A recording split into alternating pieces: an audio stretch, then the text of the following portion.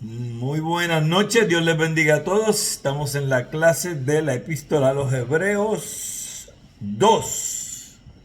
Epístola a los Hebreos 2. Vamos a estar en el capítulo 7, del 11 al 14. Y el tema es la imperfección del sacerdocio arónico. Oramos.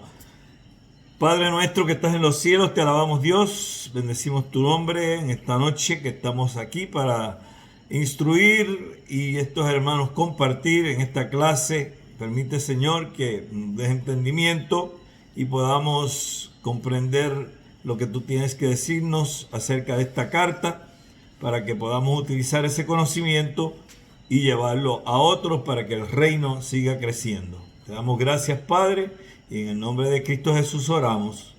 Amén. Muy bien, como dice ahí claramente, pues ya lo hemos dicho, la imperfección del sacerdocio arónico, y es obvio con un título así, que ya sabemos que el escritor va a estar señalando claramente la gran diferencia que hay entre el sacerdocio que es representado por lo que ya hemos estudiado, el de Melquisedec, del orden de Melquisedec, que es el que representa a Jesucristo, y el sacerdocio arónico, que obviamente viene de Aarón y toda esa descendencia. Así que vamos a comenzar por aquí, rapidito. Y si pues la perfección fuera por el sacerdocio levítico, porque bajo él recibió el pueblo la ley, ¿qué necesidad habría aún de que se levantase otro sacerdote según el orden de Melquisedec y que no fuese llamado según el orden de Aarón?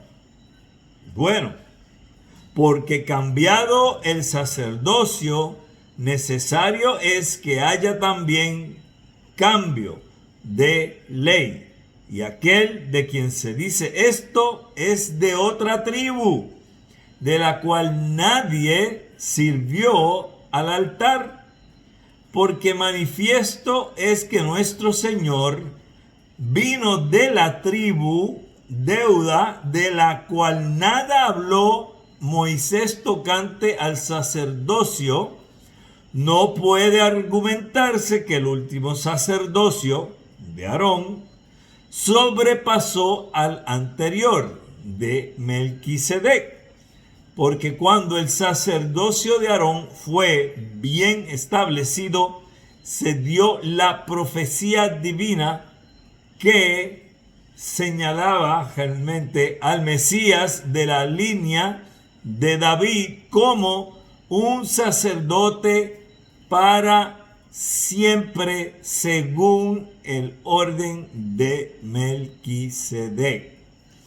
Así que argumenta nuestro autor, el orden de Aarón no agotó las funciones mediadoras que en el propósito divino debían ser ejecutadas entre el hombre y Dios. Ok, vamos a parar ahí. Entonces, lo primero que estamos viendo claramente, y déjame agarrar mi Biblia por aquí y rapidito buscar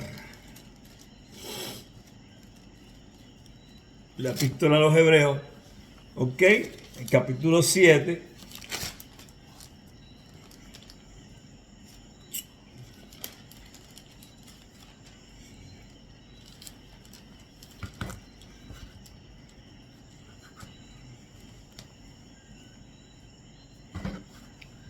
Ok, entonces, fíjense que aquí está diciéndonos, hablando primeramente de la comparación que está haciendo el escritor en referencia al sacerdocio levítico, lo que sería el orden de Aarón y cómo mete ahí el sacerdocio de Melquisedec.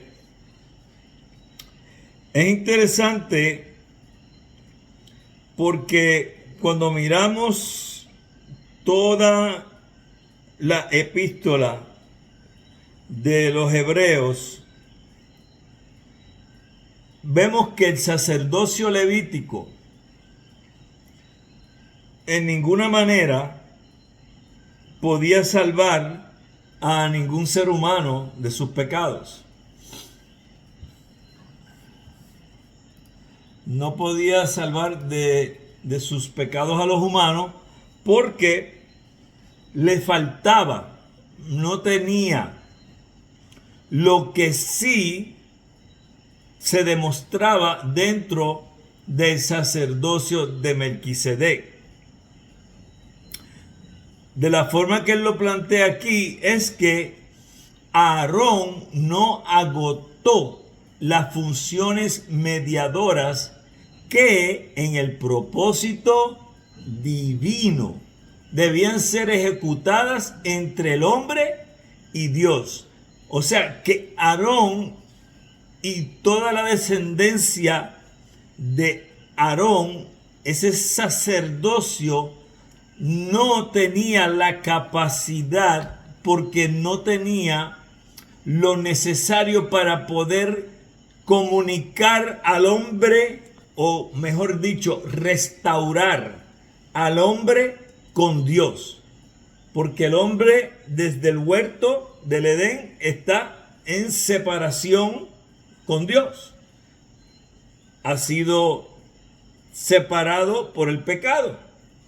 Y Aarón no cumplía con la capacidad para poder cumplir, valga la redundancia,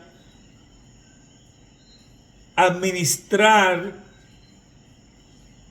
llevar, proveer la expiación necesaria para la salvación.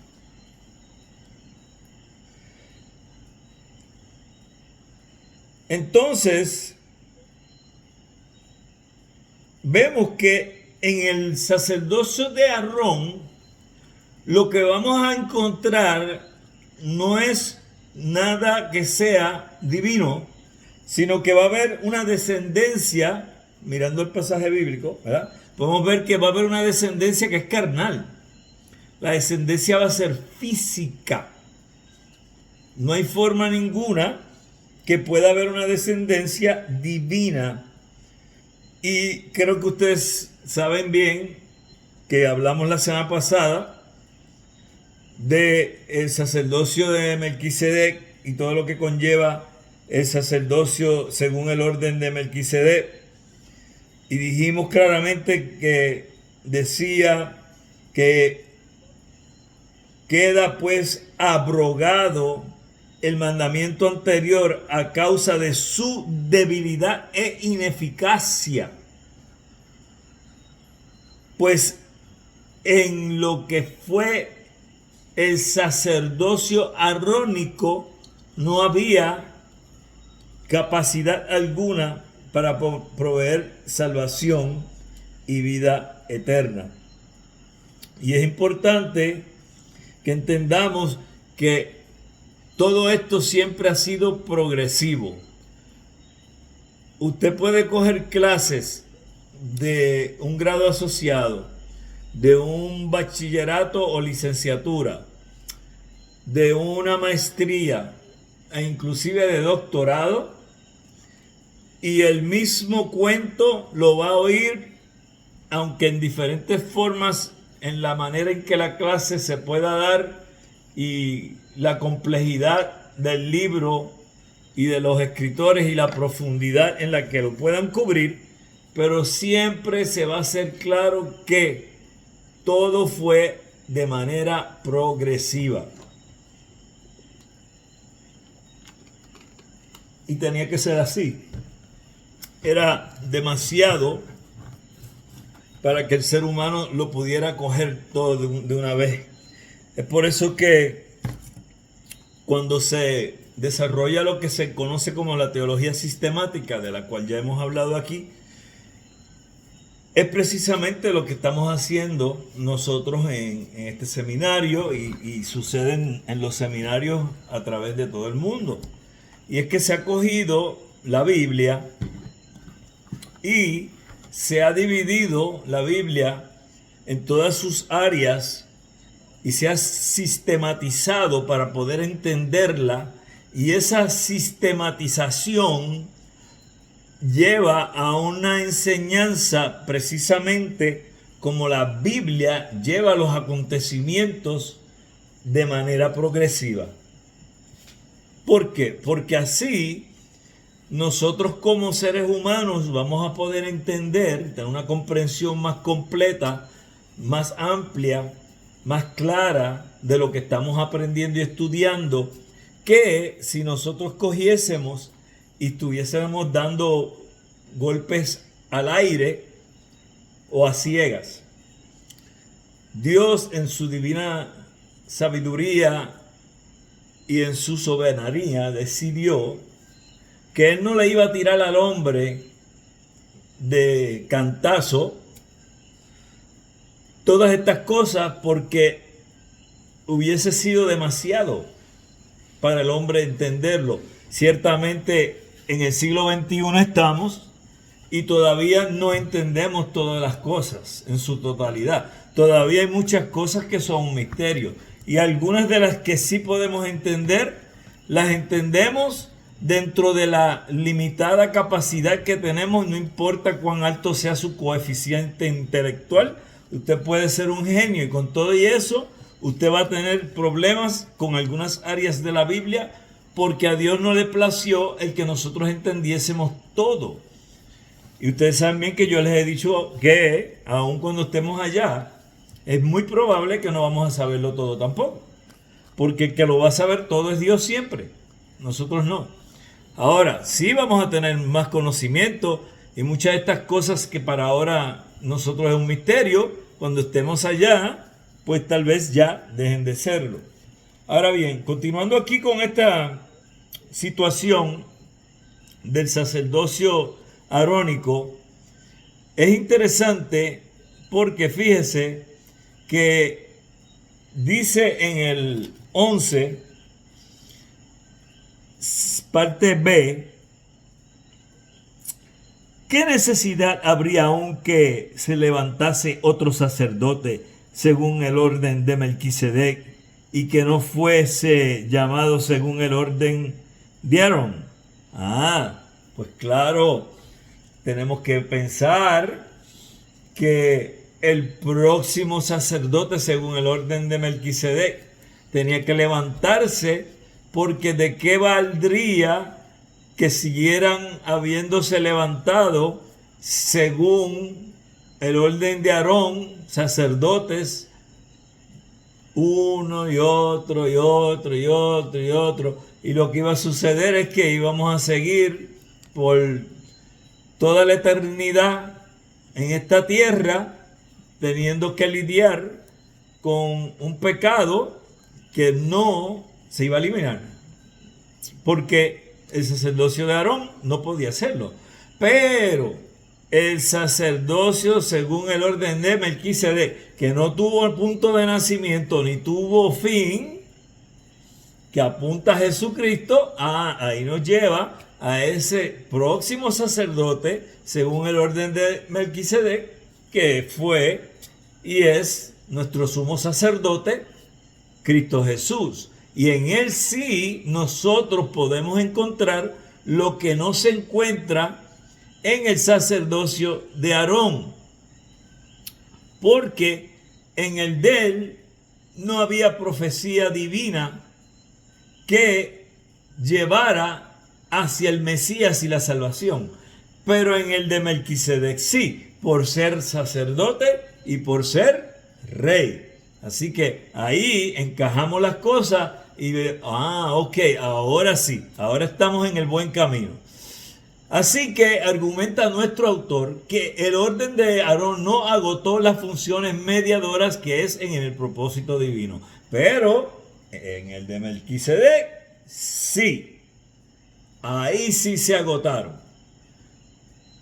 Porque vino Jesús según ese orden de Melquisedec y no el de Aarón. Entonces, continuamos aquí.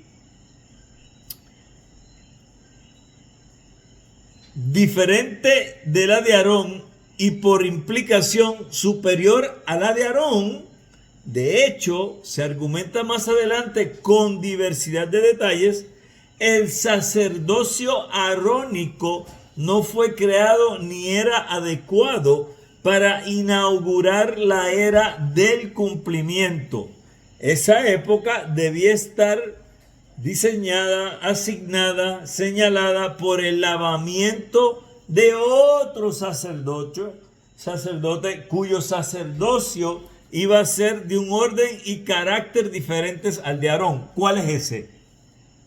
El de Melquisedec. No hay más ninguno, ¿verdad? Entonces es interesante ver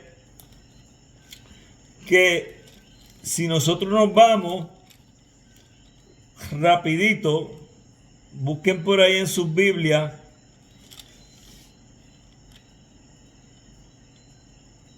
en Mateo, váyanse a Mateo por favor, capítulo 2, vamos a buscar Mateo capítulo 2, del 1 al 6, vamos a darle eso a Maribel. Apocalipsis 5:5 a Reinaldo y Jerry, Mateo 5:17.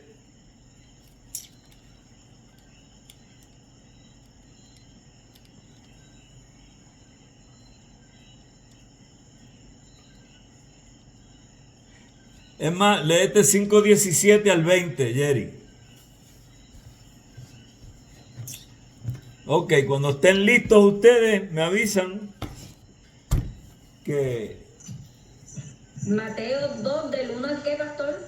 Sí, mi hermanita, me vas a coger del 1 al 6 si eres tan amable. Ok, leemos la palabra del Señor. Cuando Jesús nació en Belén de Judea, en días del rey Herodes, vinieron del oriente a Jerusalén unos magos, diciendo: ¿Dónde está el rey de los judíos que ha nacido? Porque su estrella hemos visto en el oriente y venimos a adorarle. Oyendo esto, el rey Herodes se turbó y toda Jerusalén con él. Y convocados todos los principales sacerdotes y los escribas del pueblo, le preguntó dónde había de nacer el Cristo. Ellos le dijeron: en Belén de Judea, porque así está escrito por el profeta: y tú, Belén, de la tierra de Judá, no eres la más pequeña entre los príncipes de Judá, porque de ti saldrá un guiador que apacentará a mi pueblo Israel.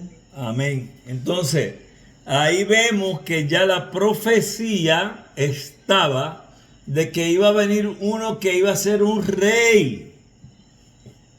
Pero era un rey divino. Por eso se le llama Emmanuel, Dios con nosotros. No hay ninguno en la línea arónica que pudiese cumplir con eso. Era imposible. Entonces, cuando hablamos de que el rey que venía era divino, era porque literalmente era divino. No era algo alegórico ni simbólico. Ciertamente, en aquel tiempo, los césares se creían dioses. De hecho, ellos se ponían títulos y se endiosaban a sí mismos. Aquí había una gran diferencia. Cada uno de esos césares que existieron, todos eran ya ni sencillamente mortales. Pero este que nació en Belén de Judea, él era Dios mismo encarnado.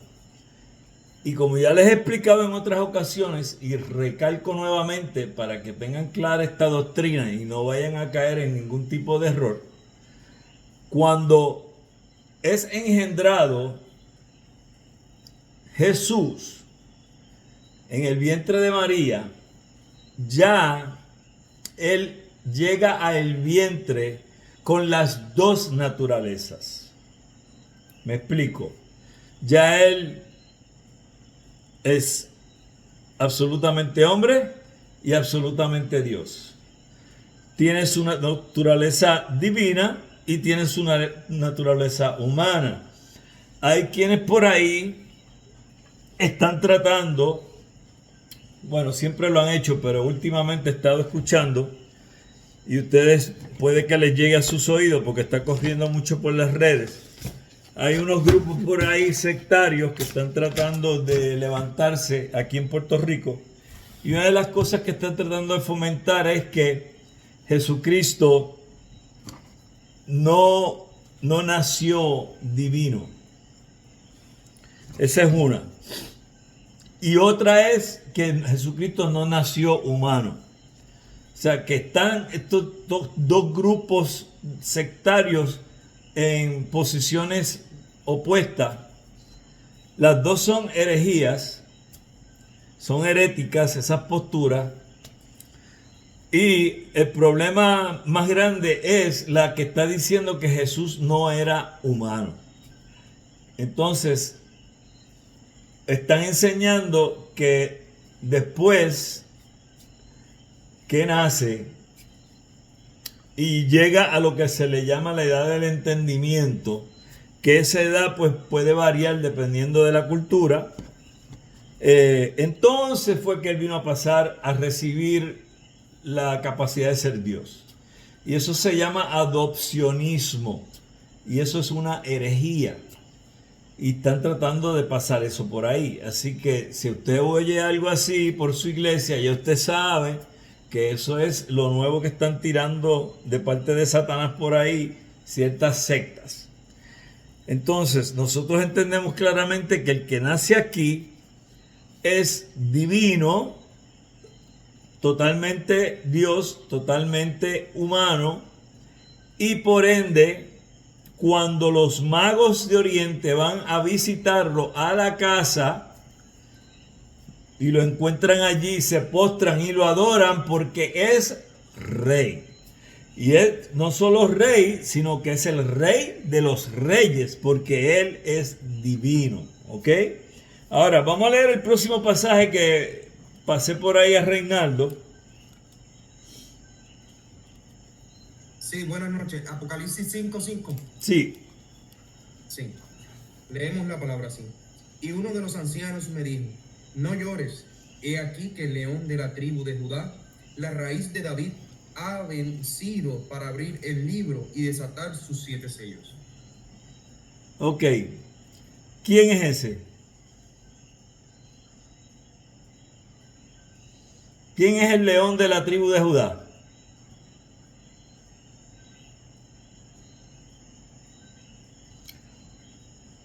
Cualquiera que quiera levantar la mano, puede levantarla.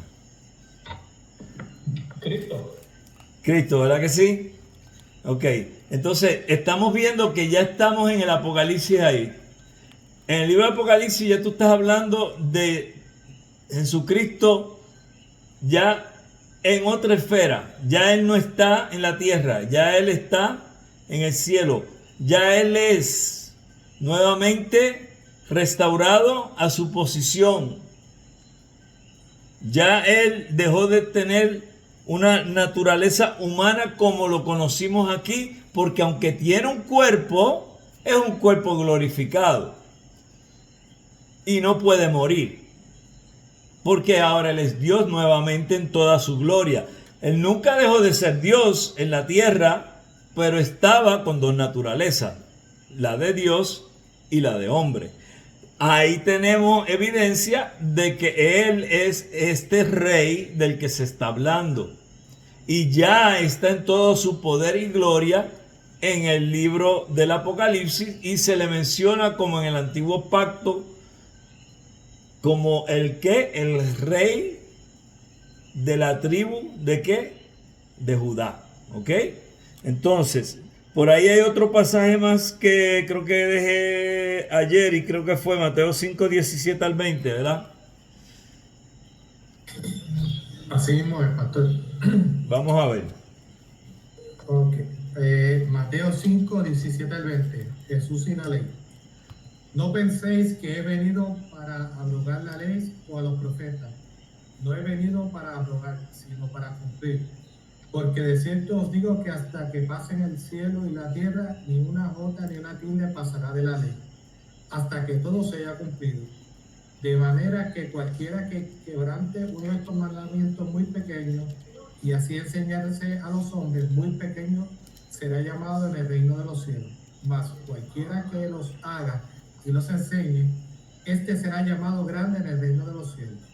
Porque os digo que si vuestra justicia no fuera mayor que la de los escribas y fariseos, no entraréis en el reino de los cielos. Ok, entonces fíjate que ahora nosotros todos somos real sacerdocio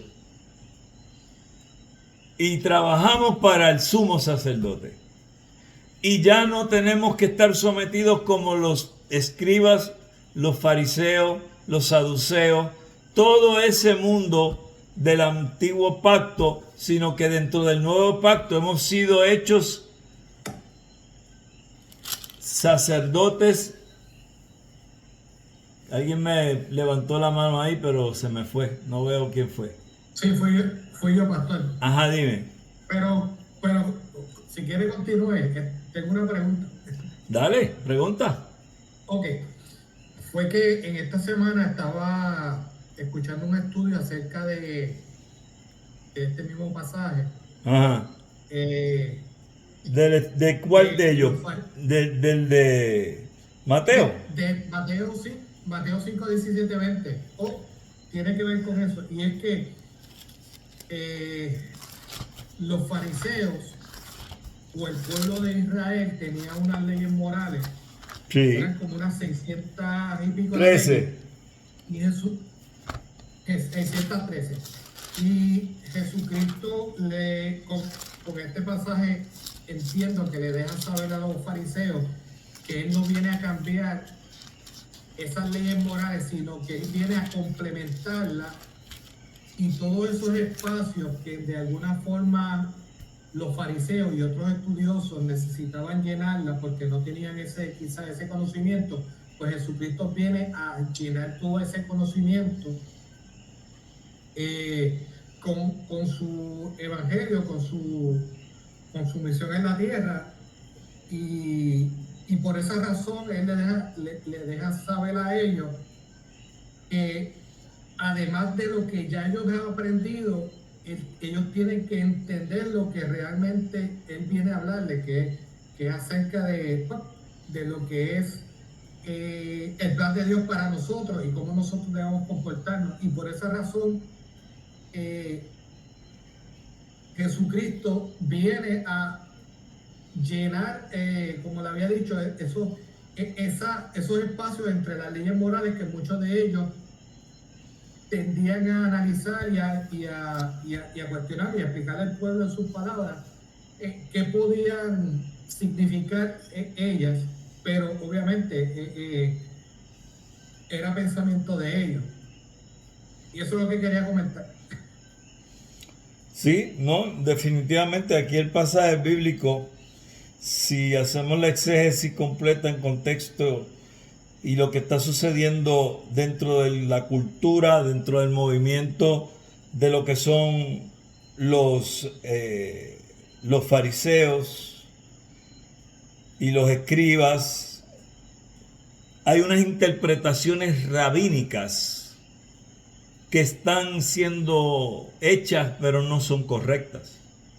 Entonces Jesucristo no viene a abrogar la ley. Cuando Él viene, Él le está señalando a estos rabinos que sus interpretaciones rabínicas están erradas y que con Él, con su llegada, él lo que está haciendo es cumplir la ley como se supone que se cumpla. Porque entonces Cristo lo que está haciendo aquí es que cumple la ley en todas las áreas en que la ley tiene que ser cumplida, lo cual no estaba sucediendo dentro de lo que eran las enseñanzas rabínicas. Sin embargo, estaban poniéndole aún un ayo mayor a las personas que jamás y nunca iban a poder cargar.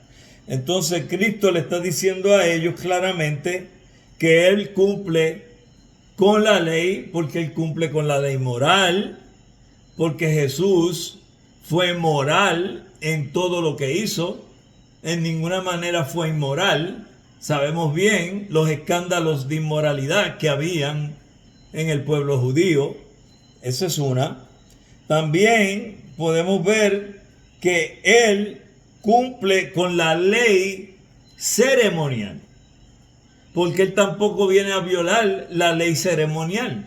Entonces, al Él cumplir con la ley ceremonial, sucede en que Él es el Cordero de Dios que quita el pecado del mundo sin mancha.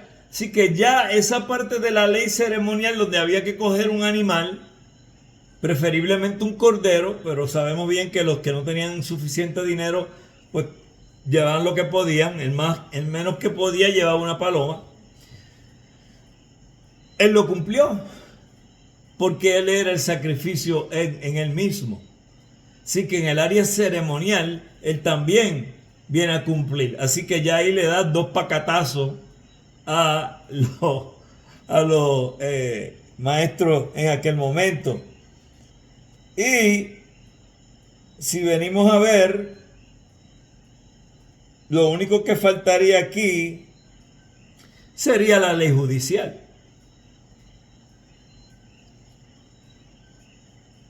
Y Él la cumplió perfectamente, porque Jesús cumple con toda la justicia de manera perfecta. Imagínate que aún en la injusticia que Él pudo haberse quejado, no lo hizo. Porque saben bien que el arresto de Jesús fue totalmente ilegal. Ese no fue un arresto bajo lo que era la ley.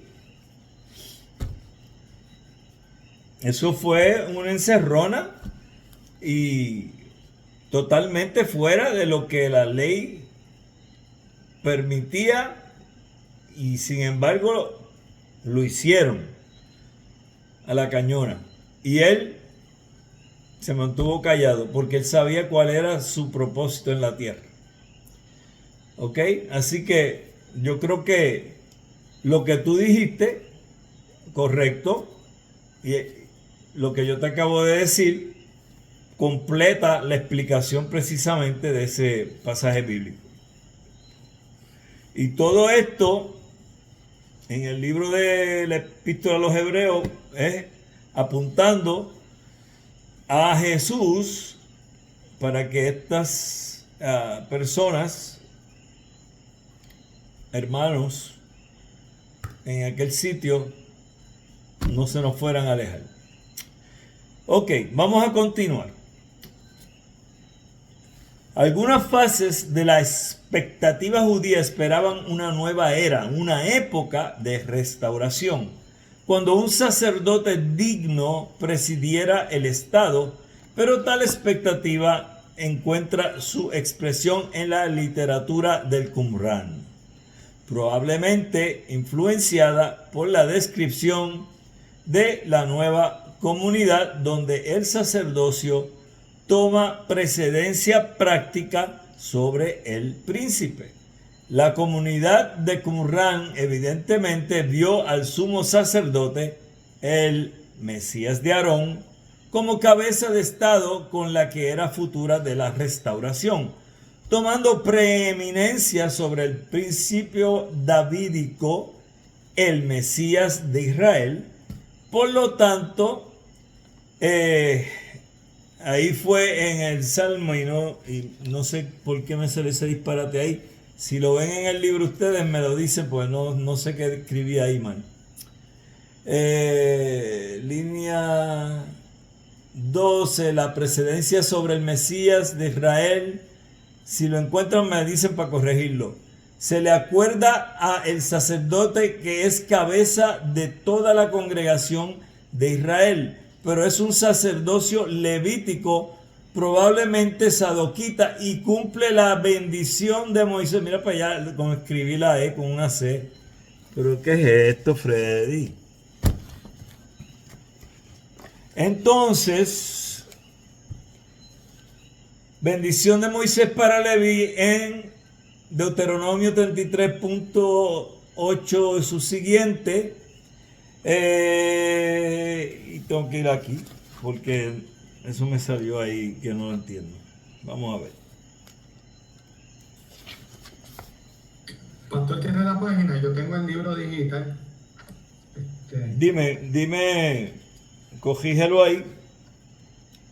No tengo, es que no tengo la página. Oh, está bien, tranquilo. Yo tengo aquí el libro. La 147. Ok. Estamos.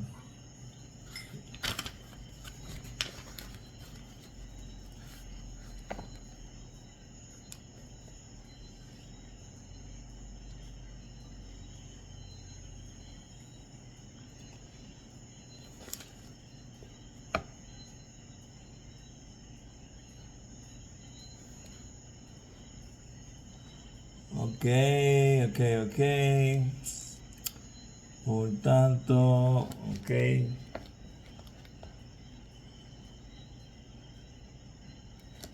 Ok.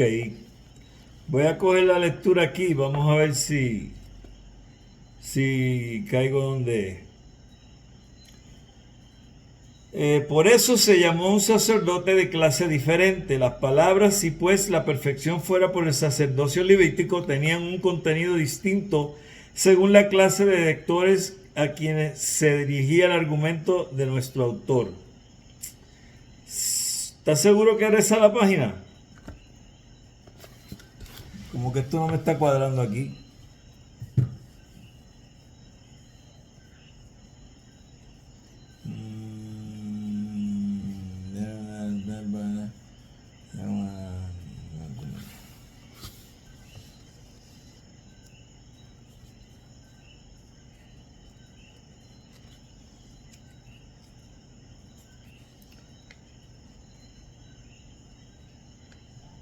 Ah, chacho, estamos más acá.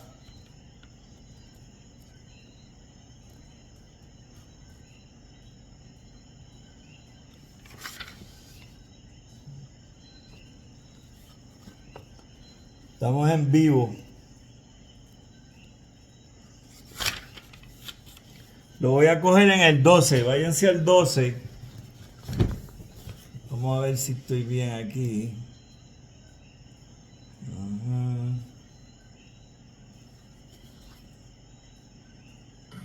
Ya. Pastor, entonces dice, no solo el sacerdocio arónico debe ser reemplazado.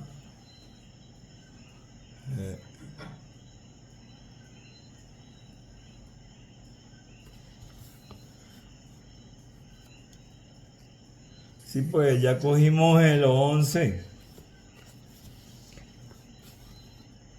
Y yo no he leído eso. ¿Verdad que no? Después que cogimos los pasajes bíblicos, yo no leí el 12.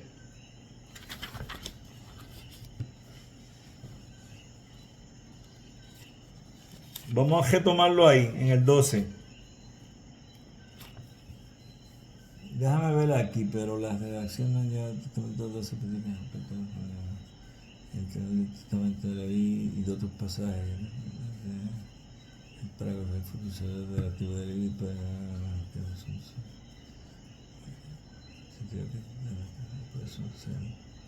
claro, un sacerdote de clase diferente. Sacerdote de clase diferente. Acá. Ya. Ok. Entonces, las palabras, ahora sí, en la página 147 en el libro, las palabras, si pues la perfección fuera por el sacerdocio levítico, tienen un contenido distinto según la clase de lectores a quienes se dirigía el argumento de nuestro autor. Si eran conversos gentiles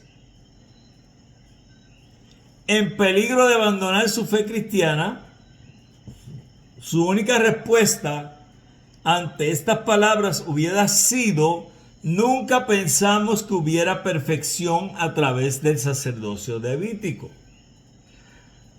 Ahí hay que darle un poquito de mente a esto porque, voy a marcarlo aquí para no perderme en el libro por si se me va, porque si estamos hablando del grupo que estaba allí, que hubiesen sido gentiles, o sea, que no eran hebreos, que no eran judíos, la perspectiva y su forma de pensar en referente a este asunto es diferente. Y estoy más que seguro que en una de las clases anteriores llegamos a mencionar algo parecido, porque ellos no van a tener el trasfondo judío ni las enseñanzas judías. Algo que usted tiene que entender es que en el mundo judío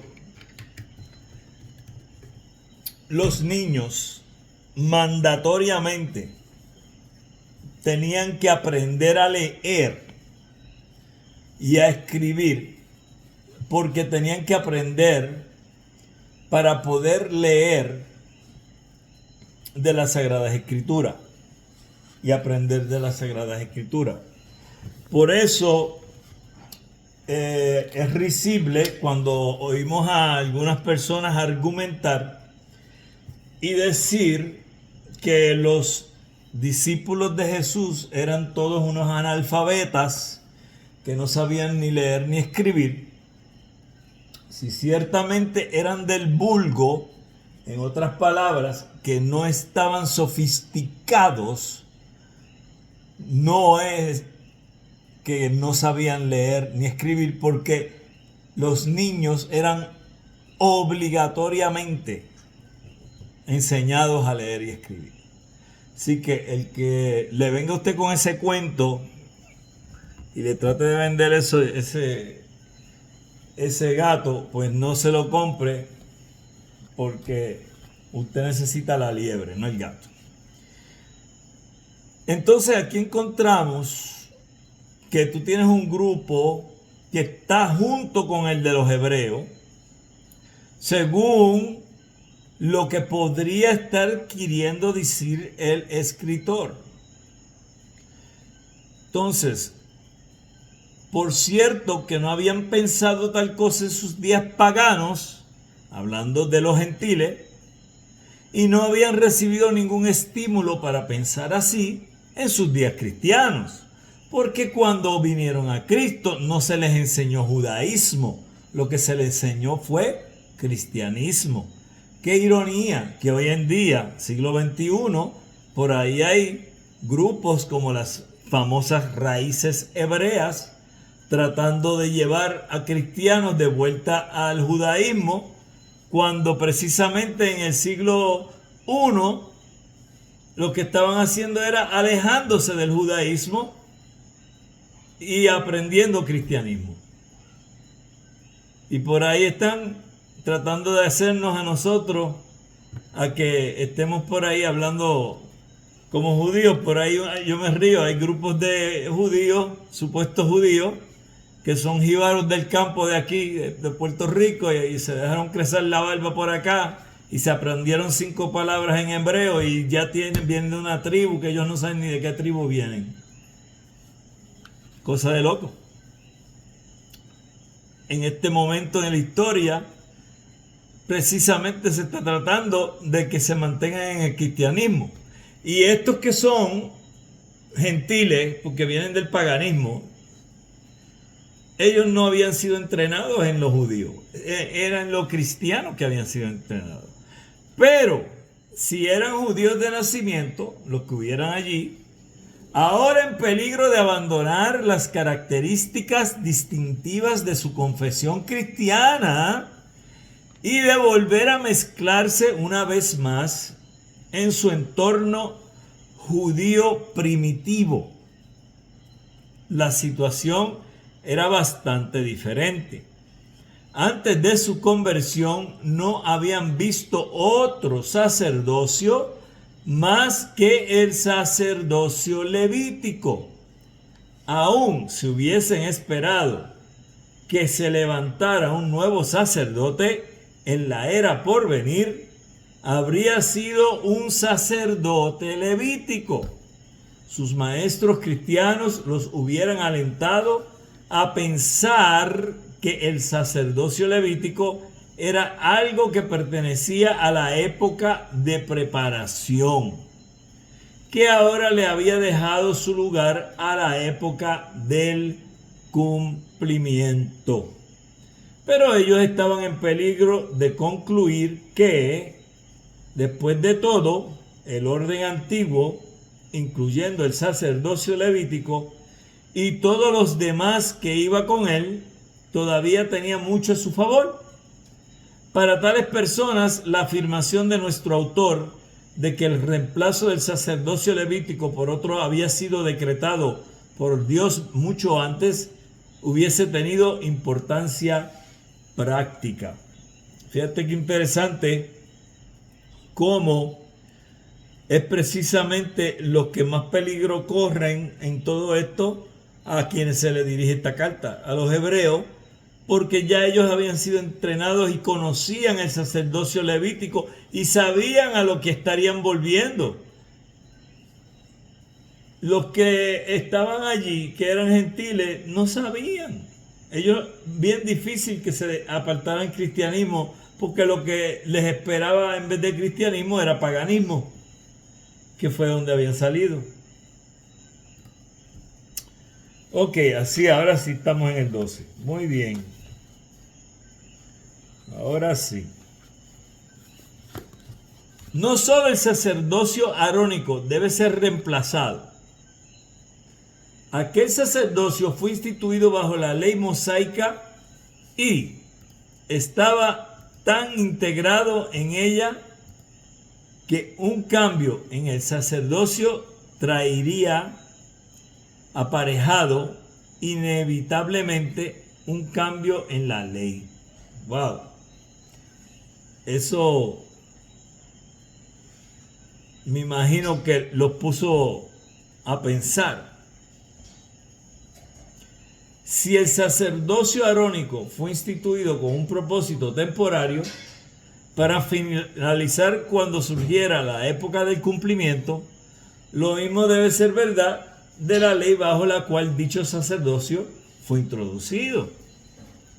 Así que, por su propia línea, independiente del argumento, nuestro autor llega a la misma conclusión que llegó el apóstol Pablo. La ley era una provisión temporaria. ¿Se acuerdan que ahorita les dije que todo era progresivo? Desde el huerto del Edén hasta el día presente de hoy, todo ha sido progresivo. Cuando usted mira la Biblia, usted ve que todo fue progresivo. Si cogiésemos la Biblia y vamos a decir, yo tengo una por ahí, pero si me pongo a buscarla ahora, viene la Biblia que en vez de estar organizada como la tenemos ahora mismo, viene la Biblia que está organizada como se escribió. ¿Qué quiere decir eso? Que los libros están en un orden cronológico de cómo se escribieron. La Biblia se monta en un orden cronológico de eventos. Pero la Biblia no fue escrita en un orden cronológico de eventos. El primer libro de la Biblia no es Génesis. El primer libro de la Biblia es el libro de Job. Ese es el libro más viejo de la Biblia. ¿Por qué no se monta la Biblia en el orden cronológico en que fue escrita? Porque tendríamos que estar para adelante y para atrás, para adelante y para atrás, para adelante y para atrás. ¿Me están siguiendo? Entonces, cuando se completa y se tienen todos los libros, lo lógico, lo que hace sentido, es que se monte en un orden cronológico de acontecimientos. Porque Dios lleva a cabo los acontecimientos de manera progresiva. La revelación de Dios es dada a las personas según Dios le place. Pero Él da los acontecimientos en el orden cronológico, aunque no da la Biblia en un orden cronológico cuando se empieza a exponer la revelación. Si usted compra una Biblia cronológica según el orden de haberse escrito, usted va a ver que el primer libro que va a encontrar ahí va a ser Job, no va a ser Génesis. Nosotros también tenemos que aprender que de manera cronológica y en forma progresiva es que las cosas van sucediendo. Cuando usted lee, por ejemplo, del orden arónico, usted se da cuenta de que siguen desde Aarón, ¿verdad? La línea levítica por Leví, y siguen los sacerdotes hasta cierto punto y se detienen. ¿Por qué se detienen? Porque entonces progresivamente se llegó a la era o época o tiempo de el cumplimiento. ¿Ve? Entonces, lo arónico era temporero. Si usted se pone a analizar esto, usted va a darse cuenta que todas las Sagradas Escrituras encajan con esa forma de pensar y todo es temporero. Esta semana, ¿cuántos de ustedes fueron y mataron un cabro, un corderito o una paloma y se la presentaron a Jehová allá, un sacerdote en Israel, para que se la presentara por sus pecados? Nadie fue, ¿verdad? Eso se acabó. Porque ahora usted tiene un sumo sacerdote que hizo el sacrificio, que fue él. Ya usted no tiene que volver para atrás. Ya pasamos eso. Ahora, aquí seguimos leyendo y nos damos cuenta que era necesario el arónico para prepararnos para el sacerdocio y el reinado de Cristo, según el orden de Melquisedec. Entonces, lo mismo debe ser verdad de la ley bajo la cual dicho sacerdocio fue introducido. Así que por su propia línea independiente de argumento, nuestro autor llega a la misma conclusión que Pablo. O sea, que Pablo había llegado a esta misma conclusión. Usted lo puede ver en las cartas paulinas. O sea, que concuerdan. Por eso es que ya hemos dicho que tanta gente le atribuye esta carta a Pablo. ¿Ve? Pero ya sabemos que lo hemos explicado por qué no podría ser. Entonces, Pablo tenía en su mente principalmente la ley moral, mientras que el autor de Hebreos está preocupado más por la ley ceremonial. ¿Se acuerdan que dije que Jesús cumplió con todas esas cosas, verdad?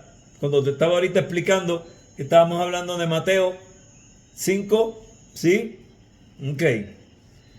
Aunque la distinción entre la ley moral y ceremonial ha sido hecha por los teólogos cristianos, no por aquellos que aceptaban la ley total como la voluntad de Dios, ni tampoco por los escritores del Nuevo Testamento, pero en principio Pablo y nuestro autor están de acuerdo en que la ley era, una dispensación temporaria de Dios.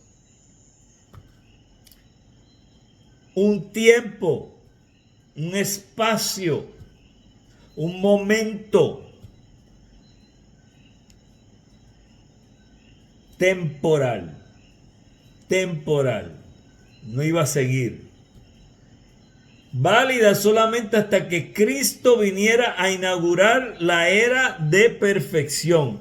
Aquí se ve su reemplazo, está implícito en la aclamación del Mesías como sacerdote según el orden de Melquisedec, que seguimos comprobando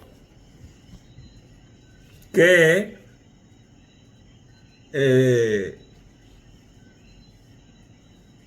el sacerdocio arónico es imperfecto. Tuvo su propósito, pero llegó un punto donde ya no daba más. Ya no se podía seguir con él. Ok, caemos en el 13 y 14. Ya estamos al otro lado.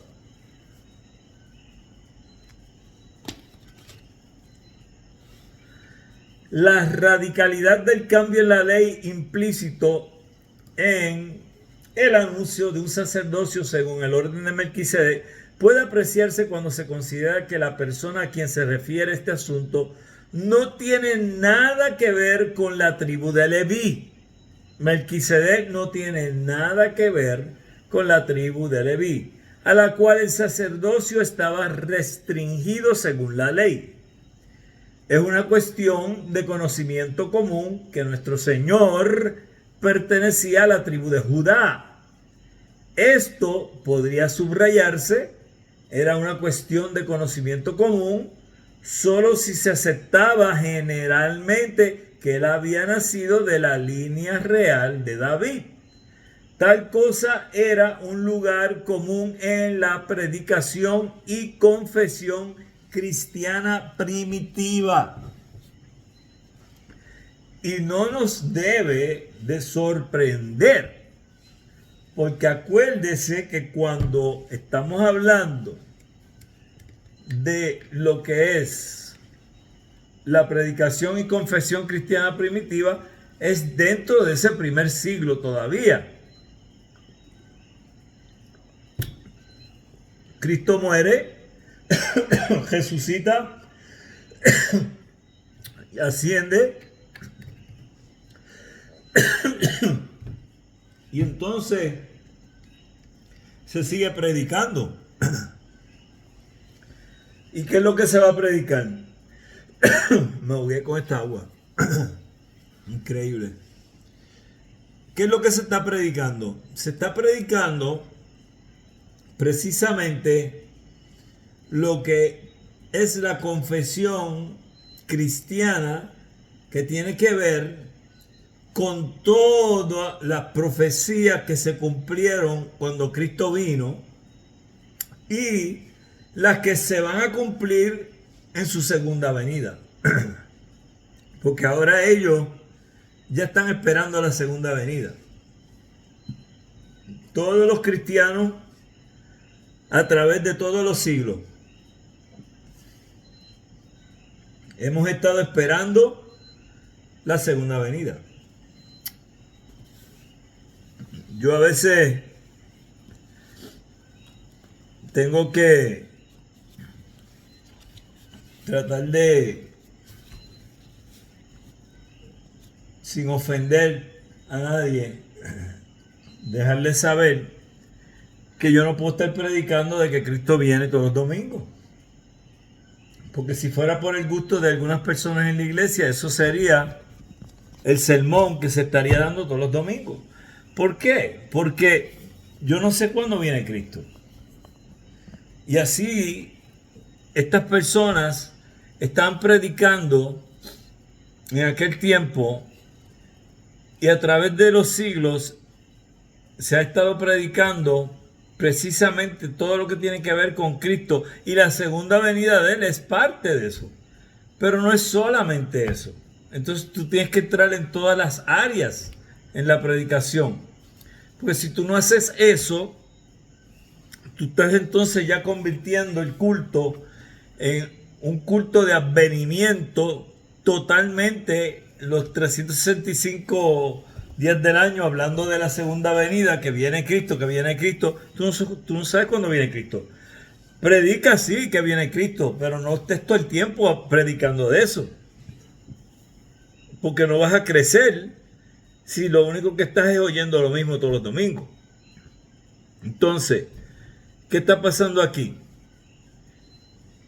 Ellos le están dando a esta gente la enseñanza cristiana fuera de lo que tenía que ver con el antiguo pacto, el Torá, el Pentateuco, siempre enfocando las cosas hacia lo de Cristo y mirando que aquello era lo que apuntaba a Cristo y no era necesario mirar para atrás para ya mirar como en regreso, porque ya de ahí fue que salimos. El servicio sacerdotal no tenía lugar alguno entre ellas. Ningún miembro de la tribu de Judá fue llamado a oficiar en el altar. Fíjate qué interesante, los intentos hechos en fecha más tardía para justificar la doctrina del sacerdocio de Cristo, proveyéndole un linaje levítico, habrían sido desechados por nuestro autor si hubiese sabido algo de ello. No solo como irrelevantes, sino como perversos, porque negaban el punto de su argumento, el reemplazo calculado del sacerdocio levítico por uno diferente o de diferente clase, ya sabemos que es de Melquisedec. Tampoco hubiese mirado con mayor simpatía los intentos de establecer un nuevo sacerdocio terrenal para ser ejercido por miembros de la familia santa. Hablando de José y María. Aunque la familia sagrada pertenecía indudablemente a la tribu de Judá. El sacerdocio en el cual está interesado es diferente. No solo porque lo ejerce uno que vino de otra tribu distinta de la de Leví, sino también porque no se ejerce en la tierra. Pertenece al orden eterno, no al mundo material. ¿Ok? Entonces, aquí vemos claramente que el sacerdocio de Aarón, que lleva al Levítico terrenal, es uno que cumple su propósito, pero su propósito termina en el momento del cumplimiento. ¿Cuándo es el cumplimiento? Cuando llega Jesús. Después de ahí, Jesús es conocido como parte del sacerdocio de Melquisedec. El sacerdocio levítico se termina porque es terrenal, su propósito terrenal se cumplió, se terminó.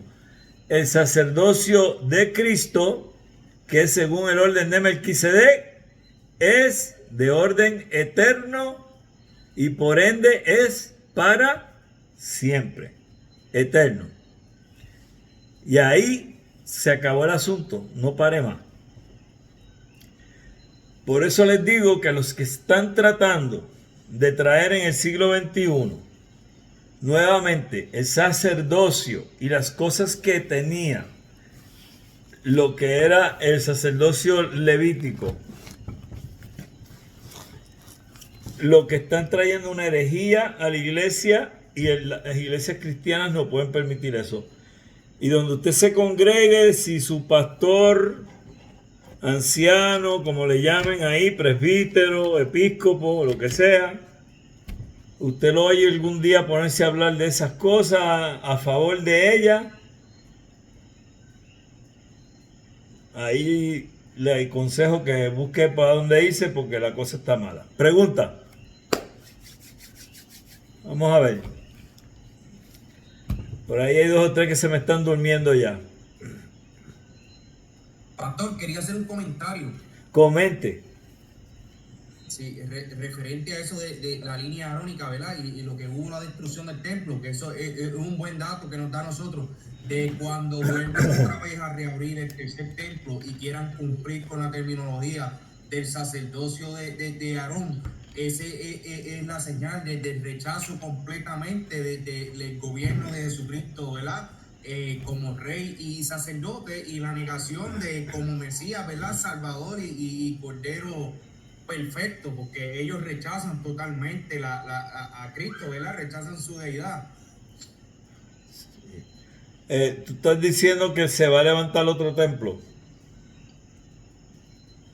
Sí, ¿verdad? En esa cuestión de que si ven, ¿verdad? Yo leo las noticias y todo, y ellos están en ese proceso, y ellos dicen que tienen todo ya preparado y tienen ya sus escogidos de la línea de Leví, ¿verdad? De los sacerdotes, que viendo esto que hemos aprendido en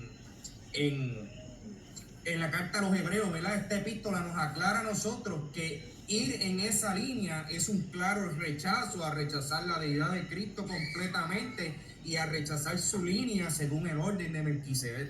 Sí, exactamente. También tenemos que ver que hay, para no ofender a nadie, porque ese no es nuestro trabajo, es educar, no es ofender.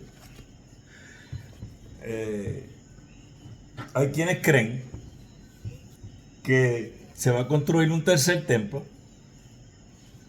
que va a estar probablemente en el área donde está la mezquita ahora mismo que tienen los musulmanes en Israel,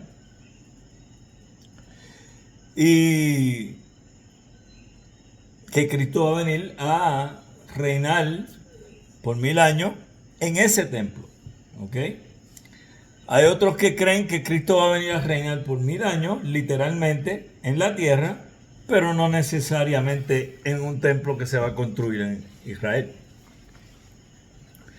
Hay otros que creen que Cristo no va a venir a reinar literalmente y ya está reinando espiritualmente. Hay otros que creen que Cristo va a venir a reinar en el tiempo que sería después del arrebatamiento de la iglesia y que pasen los 7 años de la gran tribulación, según creen los pretribulacionistas. Y hay quienes creen que Jesucristo va a venir a reinar por 1000 años al final. Y que también hay la creencia de que los 1000 años no son literales y son alegóricos. Yo tengo mi posición, yo sé la que yo creo. Yo no le voy a obligar a usted a creer la que yo creo. Usted crea la que usted quiera. Definitivamente, el pensar que se va a abrir un tercer templo para restablecer un sistema sacerdotal de sacrificio, etcétera, sería precisamente negar a Cristo. decir Cristo no es el sumo sacerdote. Porque tenemos que poner ahora otra vez sacerdotes a hacer sacrificios. Eso sería de loco. Así que ciertamente en ese punto yo diría que todas las posturas que hay escatológicas estarían de acuerdo con nosotros en haber dicho eso. Porque no hay forma de que tú restablezcas un sacerdocio que ya expiró con un mejor sacerdote que es Jesucristo. Eso es así. ¿Algo más? Ok, pues vamos a terminar el video por aquí.